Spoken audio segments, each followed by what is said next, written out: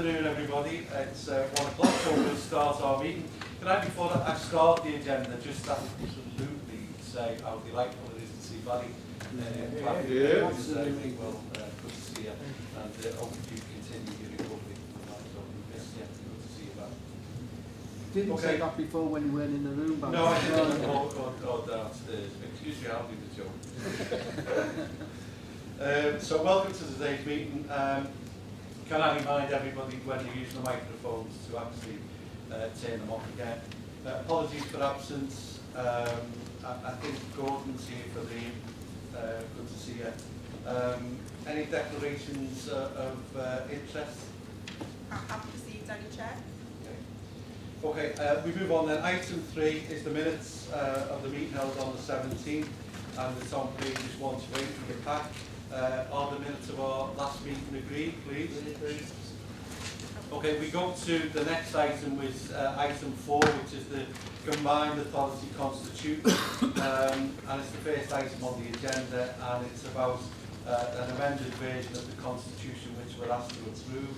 It will enable the combined authority to implement the devolution agreement, and the constitution itself is in the supplementary pack on pages 1 to 298, so a very long document. David can speak to this. I don't suggest nothing to add to the papers in front of members, Chair. And unless anybody's got any issues around that, then for David, if anybody's got any comments or whatever, so no. Okay. Well then, all I suggest then is that we agree the recommendations as set out within the report on page 9. Okay, can we agree that? Okay, and yeah, I mean, I think it's important because the length of that document, it is a complex document. It's clearly a new era, a new way of working and stuff. And I think, David, thank you for all your work with Jeanette McLaughlin. It's our thanks to both of you for all the hard work and efforts. And I know how complex it's been and how difficult it's been. So thank you on behalf of everyone for that. Okay, we move on then to item 5, which is the Authority Treasury Management Strategy Settlement, and it's the minimum revenue provision policy. It's a sort of statement of the annual investment strategy. It's on pages 13 to 32. So it's just basically we're being asked to approve that unless there are any issues, and John can answer them or take us through. Any comments from anybody? John, have you got anything to add? Pretty explicit, pretty clear. No, it's highly technical, so I wasn't. It's not. I'm not going to take members through it. Any questions, either now or subsequently, I'll be happy to answer. No, I think it, as I said, it's pretty clear, pretty straightforward report, and I said it's technical, but it's all the information there. So, can we agree those recommendations as set out on page 13, please? Okay, thank you. So, item 6 is the independent review panel. This is the review panel that's been looking into the City Leads and elected mayors remuneration package. The report summarises their recommendation. David, do you want to make any comments on this? No, again, Chair, I think all the information's in front of members. Happy to answer any questions. Okay, as I said, the independent review panel considered the remuneration for the City Legion Mayor and its comparisons with the others in terms of the West Midlands and stuff, and it's a salary that is 77,500. As I said, it's in line with what is being introduced in other parts of the country. So can we agree those recommendations as set out on page 33, please? Okay, 7 is the recruitment to the management structure for the Liverpool CA. We've had discussions about this, what the requirements are and what the needs are, and it's pretty straightforward. Again, it's explaining how we move forward and what the capacity is going to be. We've got discussions that are going to take place to achieve that. Jed, any comments you want to make on this? No, nothing to that, Chair. Happy to answer any questions or clarifications. Okay, well, I don't think we've had a discussion about this. This is pretty clear. As I said, it follows on from the last meeting which we through the process and the stages. So can we agree the recommendations set out in the report, please, in the supplementary agenda? Agreed. Okay, thank you. Okay, item 8 is the improving the bus offer for the Liverpool City region. It's an update really on the way, which is talking about how we improve our bus offer for the whole Liverpool City region. There's been good progress made over the last 12 months. Matt Coggins is here from Mersey Travel. If there are any points that need to be raised, again, as I said, it's just an update really on where we are. And as I said, it covers everything from ticket arrangements to do bus stations and all of that is within the report. So any comments or from anybody? We accept that, note those comments and agree the recommendations as well. Great.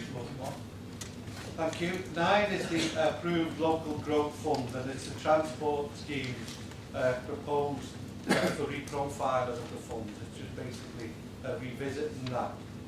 John, I don't know whether you want to make any comments on that at all.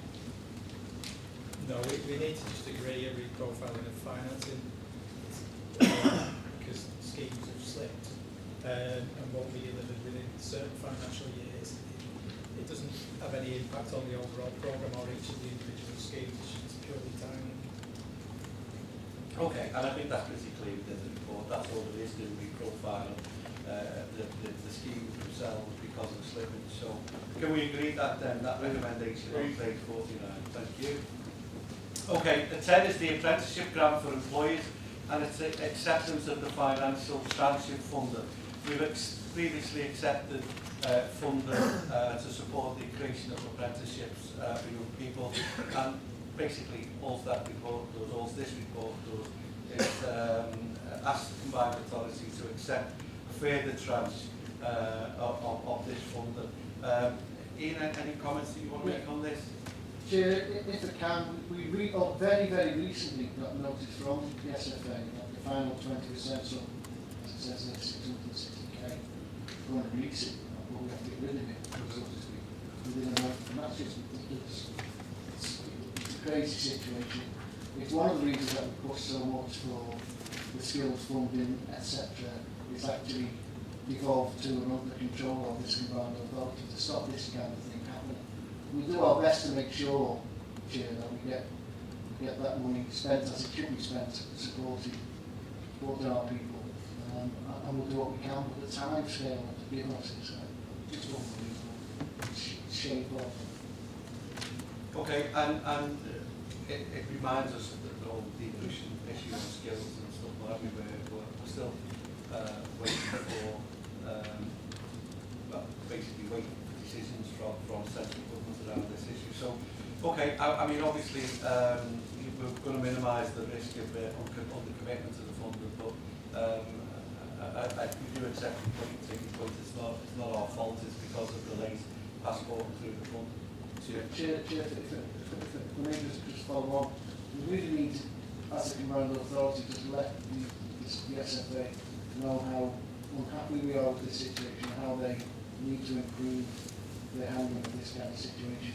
We should be writing them, or however we do, we'll let them know that it's not acceptable. Okay, we will do that. Just to remind all members, this similar thing happened a couple of years ago. We had to be saying £85,000 because of that, because of the time scale. So it's not as if it's a new thing, it's a new case.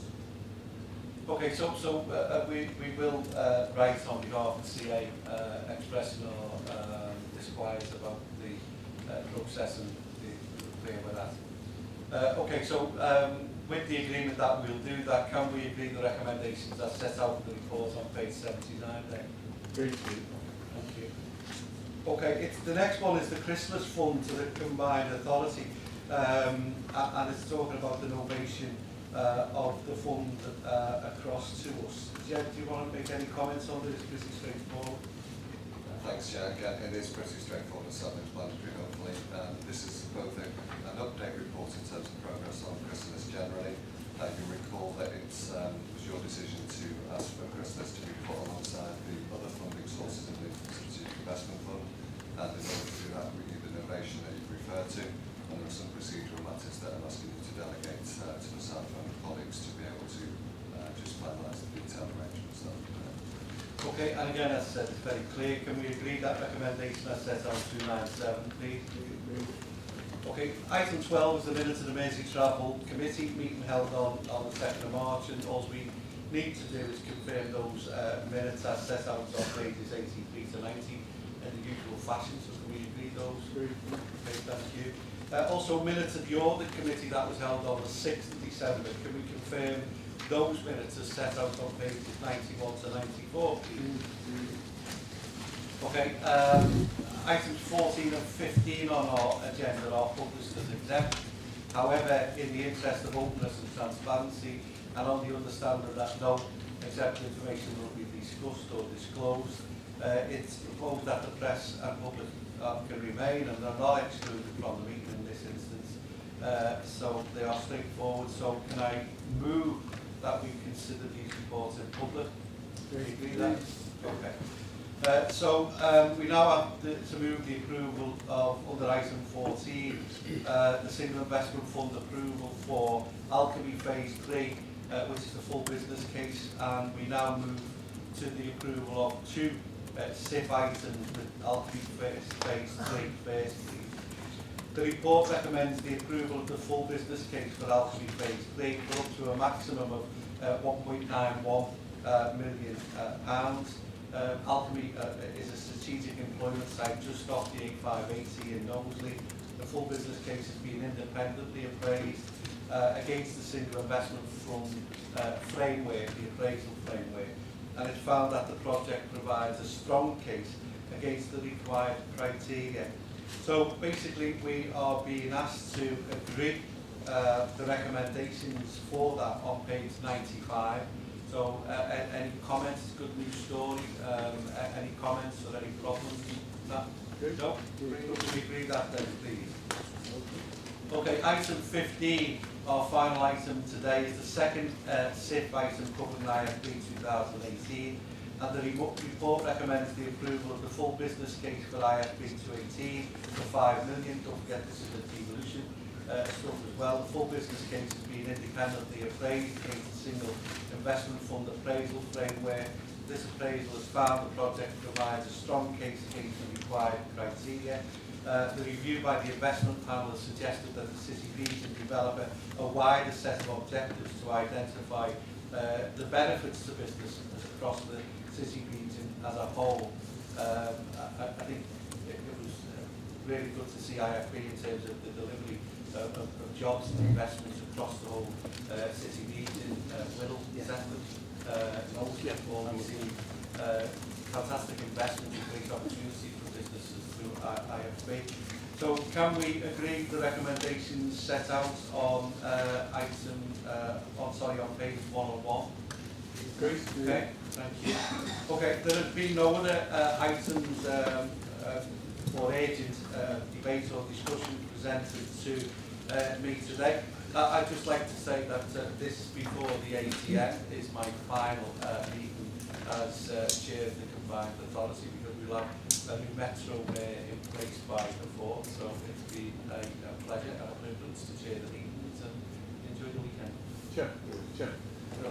Just before we finish, can I just on behalf of the other leaders just say a big thank you to you for the excellent way you've led the combined authority. You took over from me, and I think you've taken it further forward and made fantastic progress to the point where we will have the new mayor in place in a few weeks' time.